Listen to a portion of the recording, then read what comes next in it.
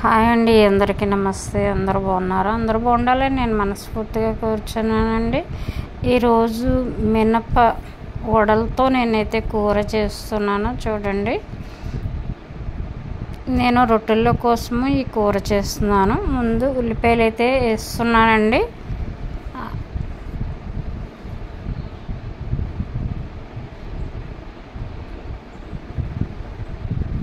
కొంచెం అల్లం ముక్కలు వేసుకున్నానండి. నేను రొట్టెల కోసం అయితే చేస్తున్నాను ఈ కూర. 3 పచ్చిమిరకాయలు వేసాను, 1 టమాటా వేసుకున్నానండి. అలాగే కొత్తిమీర, కరివేపాకు వేసుకున్నాను. మొత్తం ఫ్రై చేసుకోవాలండి. ఈ విధంగా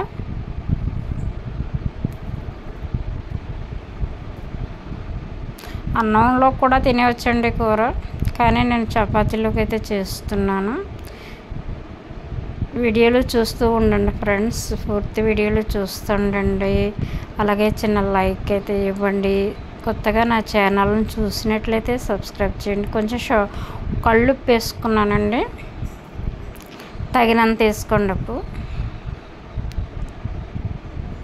చూసారా, ఇవన్నీ మినప పకోడీల కింద వేసామండి. ఫస్ట్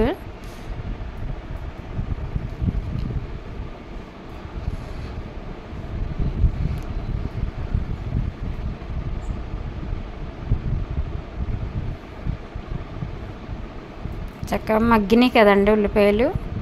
కొంచెం జీలకర్ర వేసుకున్నాను. నేనైతే ముందు వేసుకోవాలి, మరిసాను, సారీ, ఏమనుకోద్దు. నేను ఇప్పుడు మళ్ళీ అయినా ఎగిపోతాయి కదా అని ఇప్పుడు వేసిస్తాను జీలకర్ర.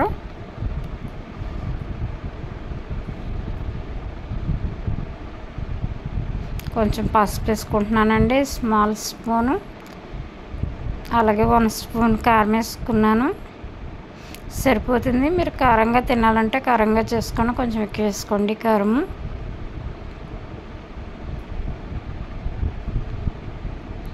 చక్కగా మగ్గింది కదండి. ఇప్పుడు చూసారా, ఈ మినప పకోడీలు మినపప్పు, బియ్యం అండి, అలాగే పచ్చిమిరకాయలు, ఉల్లిపాయ, కరివేపాకు, కొత్తిమీర, అల్లము, అలాగే వేడిశనగగుళ్ళు ఉన్నాయండి లోపల.